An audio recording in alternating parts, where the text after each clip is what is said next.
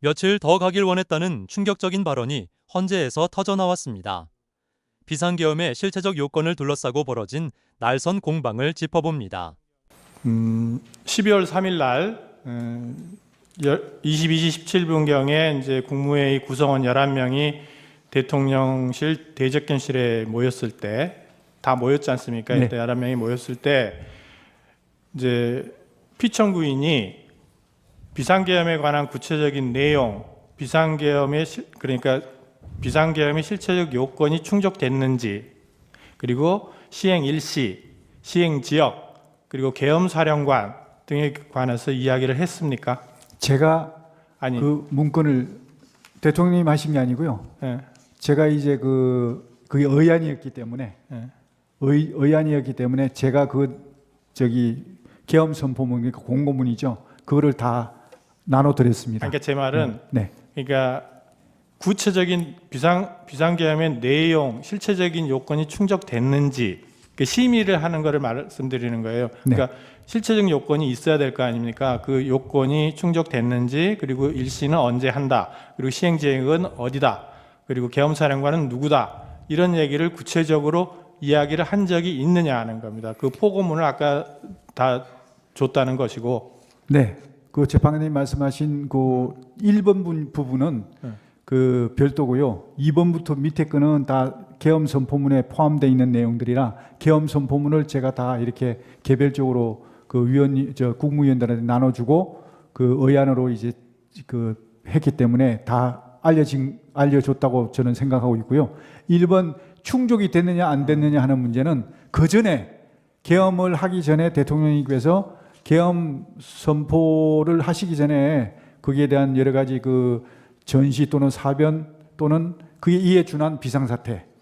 그래서 이게 지금 현재 상황이 이에 준한 국가 비상사태냐.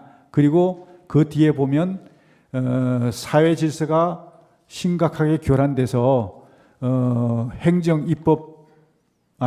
사법 기능이 현저히 저하될 경우라는 얘기가 있습니다.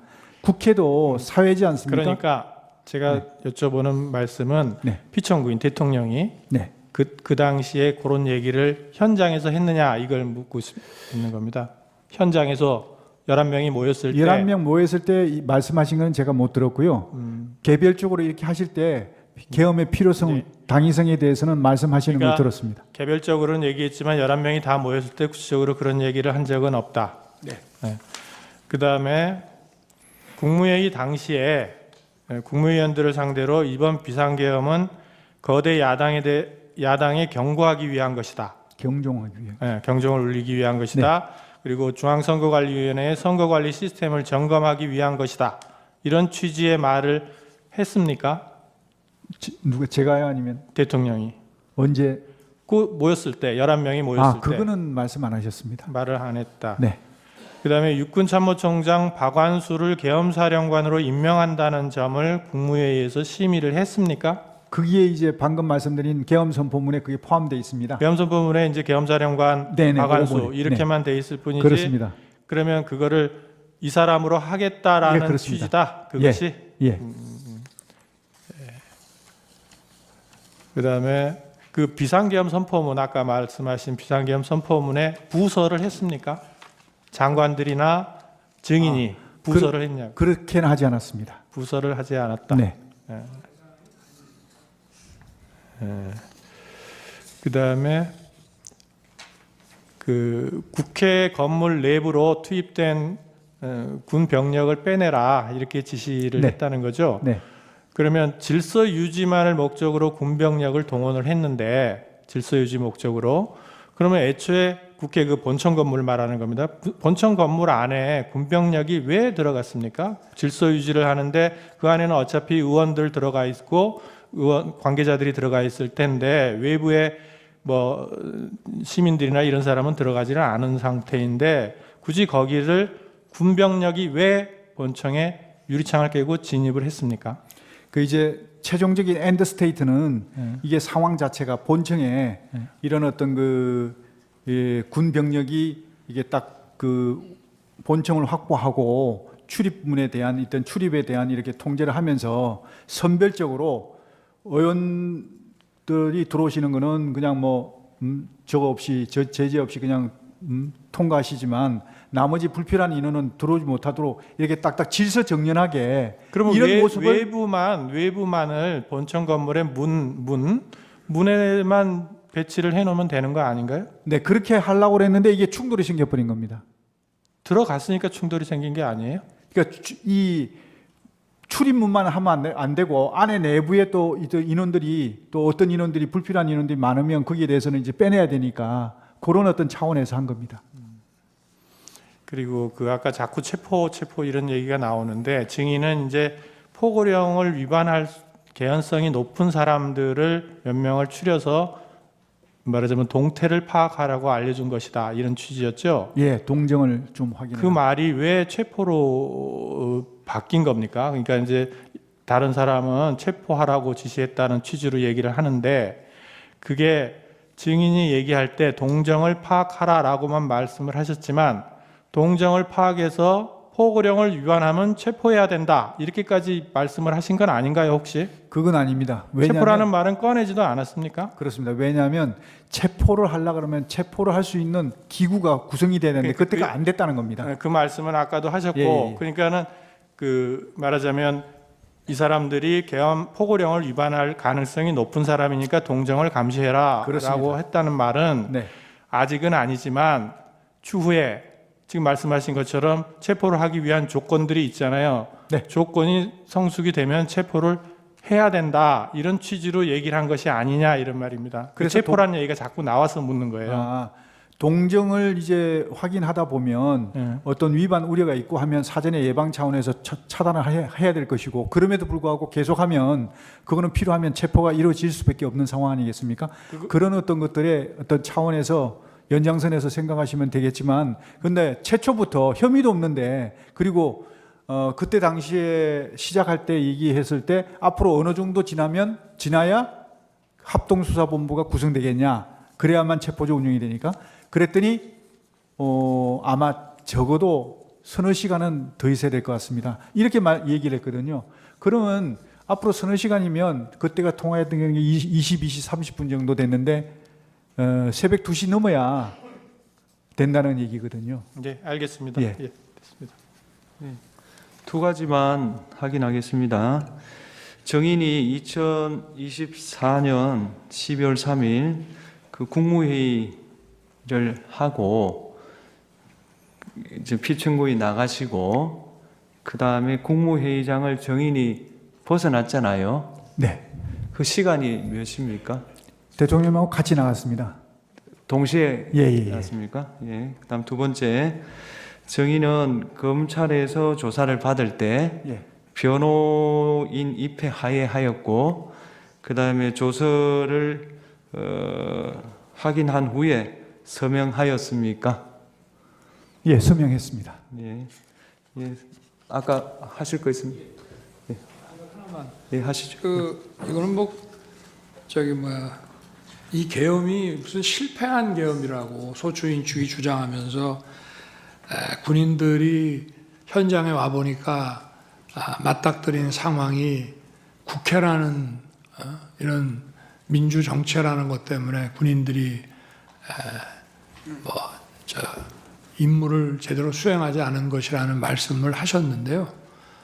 그거는 저도 마찬가지입니다. 저나 우리 장관이나 군 지휘관이나 다 우리 지금 실무급의 영관급이나 위관급 장교들이 다 정치적 소신이 다양하고 어떤 반민주적이고 부당한 일을 지시한다고 할 때 그거를 따르지 않을 것이라는 것은 저희들도 다 알고 있고 그런 전제 하에서 이런 그 비상계엄 조치를 하고 또 그 조치에 따라서 필요한 소수의 그 병력 이동을 지시를 한 것이고 그 병력 이동 지시는 합법적인 것이기 때문에 군인들이 거기에 따른 것이고 그 이상 이 사람들이 오바를 하거나 무슨 불법 행위를 한 것은 아닙니다. 그래서 이거는 실패한 계엄이 아니라 좀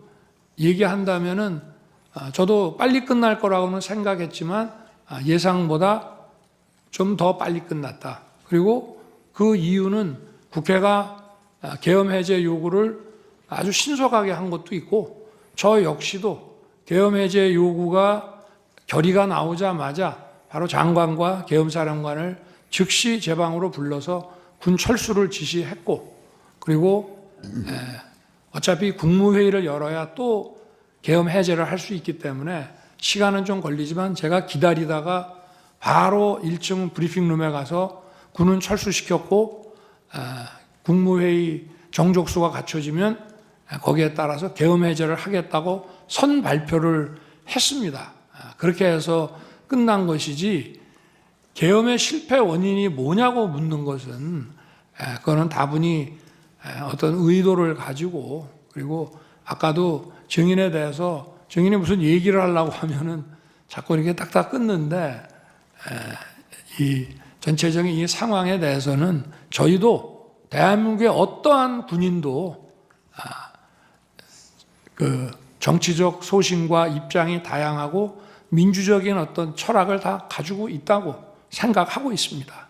네, 이상입니다. 아니. 그 김영도 재판관님 질문하겠습니다. 예, 갑제 29호증에 24 기획재정부 장관이라고 되어 있는 그 문건 혹시 가지고 계신 분 있으면 질문하는 게 좀 보여주시기 바랍니다.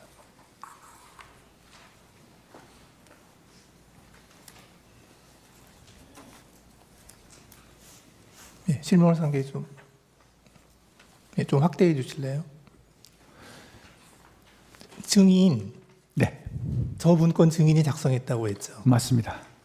거기 사망을 보면 네. 사망이 아니라 제일 아래쪽을 보면 국가 비상 입법기구 관련 예산을 편성할 것이라는 내용이 있습니다. 네. 저 내용이 왜 필요했습니까? 예, 요것은 아까 잠깐 제가 언급을 하긴 했는데 요걸 작성하기 전에 대통령께서 평소에 하신 말씀이 떠올랐습니다. 그게 뭐냐면 다시 한번 말씀드리면 정부 여당에서 민생 관련한 입법 법안 그리고 경제 살리기 관련 법안 이런 것들을 비롯해 가지고 한 100여 건이 거대 야당에 막혀 가지고 이게 정지가 돼 있는 상태다.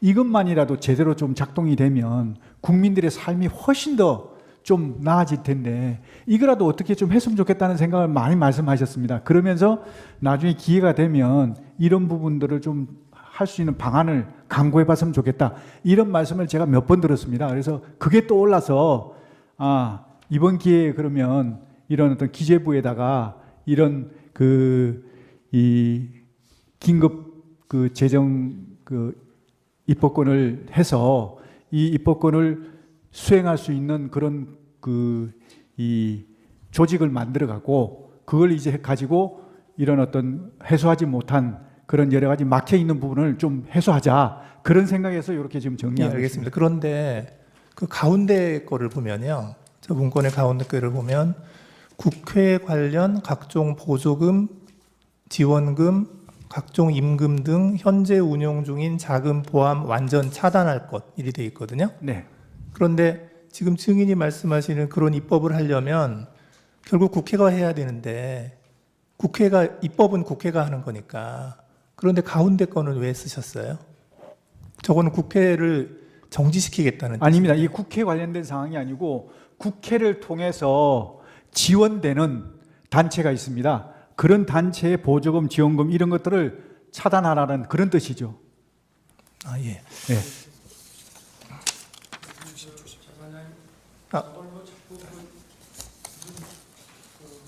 해석을 한다면 저는 재정부 장관에게 얘기할 사안은 좀 아닌 것 같습니다. 예를 들어서 저거를 국회의 존재를 부정하고 뭐 하는 그런 내용이라면은 저거는 기재부 장관이라는 거는 국회가 만든 예산을 그 예산 범위, 예산의 틀 내에서 무슨 일을 하는 것인데 저거를 만약에 굉장히 아주 극도의 정치적인 차원으로 이해를 한다면은 저거는 더구나 계엄에 대해서 반대를 하는 기재부 장관에게 줄 내용은 저는 아닌 것 같습니다. 그래서 기재부 장관에게 주무부처 장관이 저런 거를 전달했다 그러면은 저거는 좀 그 어떤 예산의 틀 안에서 한다는 취지로밖에 보지 않을 수 없는가 하는 게 저도 지금 문건을 보면서 갖게 되는 근데 저기에 보면 생각입니다. 네.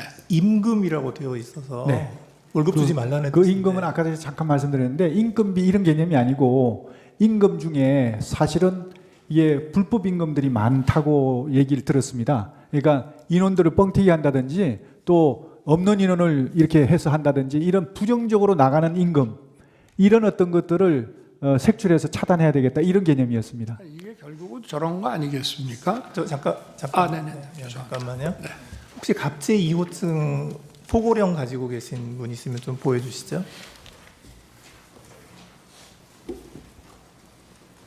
그 1항 좀 보여주시겠어요? 1항 쪽.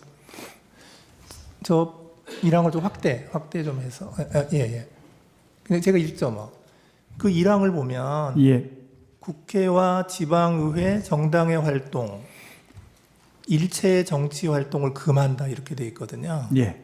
그래서 저 기획재정부 장관에게 준 그 갑제 29호증의 24의 기재 내용하고 이 포고령의 그 제1항의 1항을 이렇게 종합해서 보면 결국은 가장 주된 목표가 그 입법기구인 국회의 기능을 정지시키겠다 하는 그런 의도가 있는 것으로 보이거든요. 저는 솔직히 그렇게까지 하진 않았습니다. 이건 제가 아까 말씀드렸지만 국회의 기본적인 입법 활동은 당연히 존중돼야 되고 보장돼야 된다고 저는 생각하고 있습니다. 그렇기 때문에 다만 정치 활동은 이거는 여러 가지 그 정치 활동을 빙자해서 국가 체계를 문란하게 할 수 있으니까 이런 활동은 좀 어떻게 제한시킬 필요가 있다. 이런 판단에서 정리한 것이지 어떤 입법 활동까지 막겠다 이런 것은 아니었다. 저는 그렇게 말씀드릴 수 있습니다.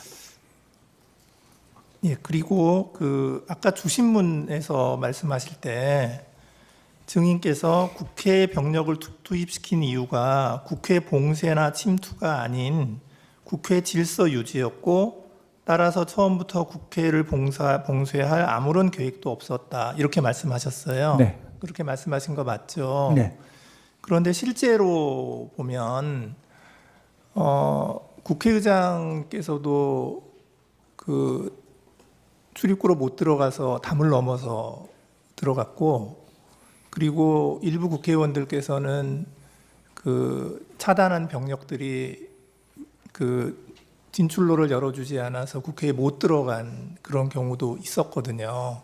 그래서 증인께서 말씀하시는 거하고 달리 실제로는 국회 봉쇄가 목표가 아니었나 하는 그러한 정황들이 많이 보이는데 그 점은 어떻게 생각하십니까? 네, 재판관님 말씀 존중합니다. 그런데 저는 생각이 좀 다른 게 말씀하신 대로 제가 만약에 봉쇄를 했다 그러면 국회의장님이 담을 넘어가서는 안 됩니다. 담을 넘어갈 수 없어야 맞는 겁니다. 봉쇄라는 개념 자체는요, 손에 손잡고 정말 울타리를 다 에워싸서 한 사람도 들여보내지 않는 것이 봉쇄입니다. 그런데 정말 많은 사람들이 담을 넘어갔다고 그러더라고요. 그건 봉쇄가 안 됐다는 겁니다. 출입구 위주로. 출입구는 왜 막았을까요? 그러니까 출입구 위주로 이제 출입을 통제한 것이죠. 그러니까 출입 통제라는 의미가 출입을 통제한다는 의미가 출입을 완전히 전면 금지한다는 의미가 아니고 출입 통제라는 의미에는 근데 국회의원들을 막았잖아요. 국회의원들 통과를 중간에 다 시켰지 않습니까? 저는 그렇게 알고 있는데. 그게 막았다가 또 통과시켰다가 또 다시 막았죠. 아, 그건 제가 잘 모르겠는데 저는 이제 거기서 통과를 시킨 걸로 좀 알고 있었거든요. 예, 알겠습니다. 선별적으로. 예, 이상입니다. 아니요. 예, 예. 이비선 재판관님 질문하겠습니다. 그 증인이 생각하는 이 사건 계엄의 목적은 거대 야당의 경종을 울리고 부정선거의 증거를 수집하기 위한 것 이렇게 정리하면 됩니까? 네. 이 사건 계엄의 목적이 다시 정리하겠습니다. 이 사건 계엄의 목적은 거대 야당의 경종을 울리고 부정선거의 증거를 수집하기 위한 것이다. 부정선거에 대한 증거를 수집한다는 것보다 부정선거에 대한 실체를 제대로 파악을 해서 그 부정선거에 대한 그 국민들에게 네. 이게 있었는지 없었는지, 정말 있었다면 없었다면 국민 부정선거 없으니까 걱정하지 마세요라고 그러면 얘기하면 될 것이죠. 이러한 이유로 비상계엄을 선포할 수 있다고 생각을 하시는 거죠?